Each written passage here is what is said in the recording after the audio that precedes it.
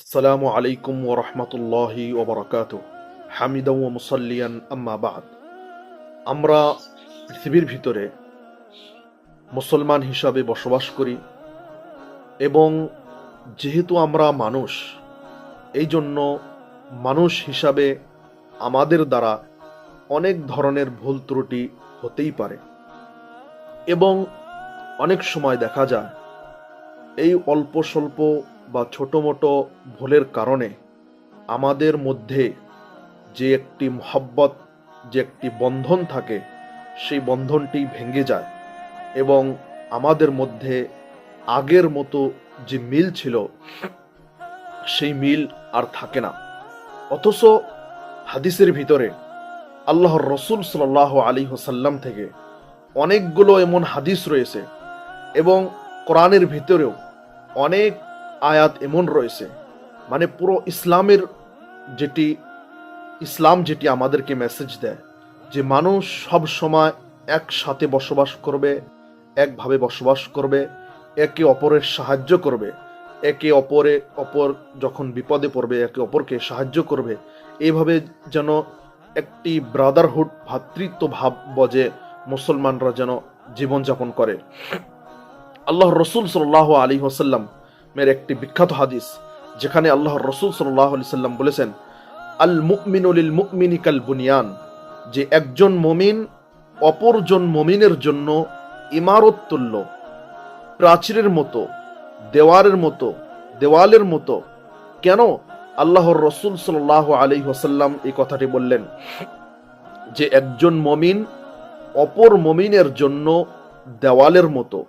এবং অন্য একটি হাদিসে আল্লাহর রসুল সাল্লাল্লাহু আলাইহি ওয়াসাল্লাম এভাবে বলেছেন যে একজন মুমিন অপর মুমিনের জন্য আয়নার মতো। আল্লাহর রসুল সাল্লাল্লাহু আলাইহি ওয়াসাল্লাম এই হাদিসের ভিতরে বললেন যে একজন মুমিন অপর মুমিনের জন্য দেওয়ালের মতো। কেমন ভাবে একজন মুমিন আর একজন মুমিনের জন্য দেওয়ালের মতো, তার ব্যাখ্যাও আল্লাহর রসুল সাল্লাল্লাহু আলাইহি ওয়াসাল্লাম করে দিয়েছেন।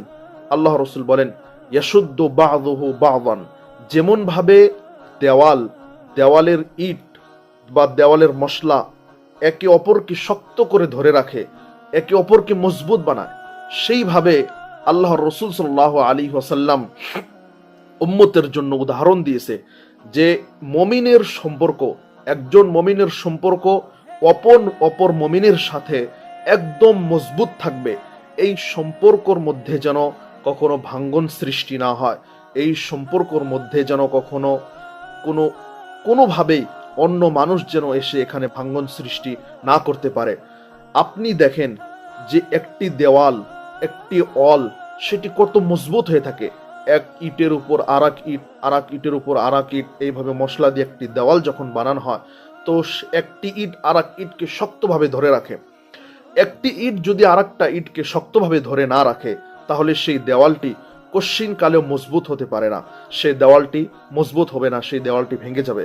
আল্লাহ রসুল সাল্লাল্লাহু আলাইহি ওয়াসাল্লাম এই হাদিস থেকে আমাদেরকে বললেন যে মুমিন আপোষে তারা মজবুত হয়ে থাকবে, তাদের আপোষের ভিতরে মিল মহব্বত থাকবে।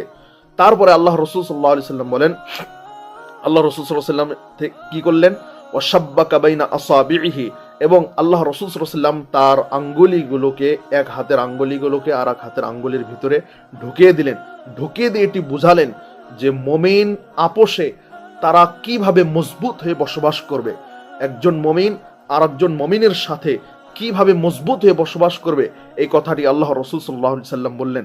তো আমরা এই হাদিস থেকে উম্মতের মধ্যে যে ফাটলগুলো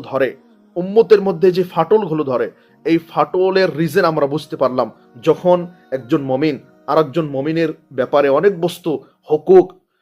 হুকুম আহকাম, এই বস্তুগুলোর খেয়াল রাখবে না, তখন মুমিনদের ভিতরে আপোষে ফাটল ধরবে। এই জন্য তো আল্লাহ রসুল সাল্লাল্লাহু আলাইহি ওয়াসাল্লাম বলেছেন আমাদের জন্য যে মুমিনরা সব সময় মজবুত হয়ে একে অপরের সাথে মিলে মহব্বতে যে কোনো কাজ করবে, একে অপরের সাথে আপোষে, যারা বড় তাদের সাথে মাশওয়ারা করে তাদের সাথে মিলে মহব্বতের সাথে কাজ করবে, সবাই একসাথে মিলে থাকবে যাতে করে তাদের উপর বরকত নাজিল হয়। এবং আমরা দেখতে পারি আল্লাহ রসুল সাল্লাল্লাহু আলাইহি ওয়াসাল্লাম থেকে হাদিসে স্পষ্ট রয়েছে যে একসাথে বসে খানা খাওয়া, একসাথে বসে যখন খানা খাবে, একজন মানুষও একটি প্লেটে খাওয়া খাবে এবং কয়জন মানুষ মিলে একটি বড় প্লেটে খাওয়া খাবে, সেই খাওয়ার ভিতরে বরকত রয়েছে। তো ইসলামের এটি একটি মেসেজ, বাহ্যিক মেসেজ, যে মুসলমানরা সমস্ত কাজ বা যে কাজগুলো সবাই মিলে করতে হয় সেই কাজগুলো মুসলমানরা সবাই মিলে করবে এবং মুসলমানদের আপোষে মহব্বত থাকবে। আল্লাহ যেন আমাদেরকে এই সমস্ত কথার উপর আমল করার তৌফিক দান করেন, আমিন।